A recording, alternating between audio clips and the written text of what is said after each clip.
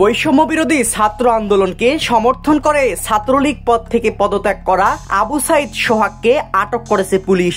গুজব ছড়ানো ও নাশকতার অভিযোগ এনে বিয়ের আসর থেকেই তাকে ধরে নিয়ে যায় পুলিশ। পদত্যাগ করা ছাত্রলীগ নেতা আবু সাইদ নাটোরের লালপুর উপজেলার আরবাব ইউনিয়ন ছাত্রলীগের সভাপতি ছিলেন। তিনি একই ইউনিয়নের বোয়ালিয়া গ্রামের প্রয়াত মহিরুদ্দিনের ছেলে এবং বাঘা শাহদুল্লাহ সরকারি কলেজের শিক্ষার্থী।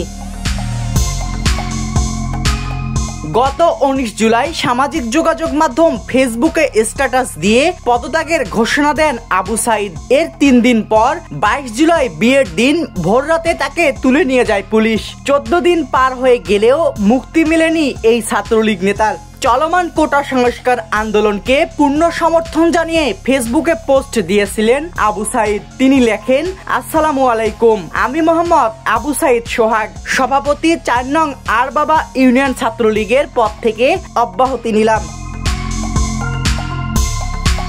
পরিবার সূত্রে জানা যায়, পদত্যাগের 3 দিন পর 22 জুলাই পারিবারিকভাবে আরবাব ইউনিয়নের ঢুসপাড়া আগরপুর গ্রামের ইমেইল হুদার মেয়ে রিমা খাতুনের সঙ্গে আবু সাইদের আনুষ্ঠানিকভাবে বিয়ের আয়োজন করা হয়। কিন্তু বিয়ের দিন ভোর রাতে হঠাৎ করে পুলিশ বিয়ে বাড়িতে হানা দেয়। এরপর একটি মামলায় সাইদকে আটক করে পুলিশ।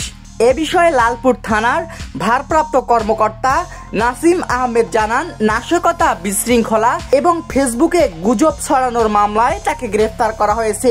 এ পর্যন্ত লালপুরে 14 জনকে গ্রেফতার করা হয়েছে। সাবির হোসেন, সোনালী নিউজ।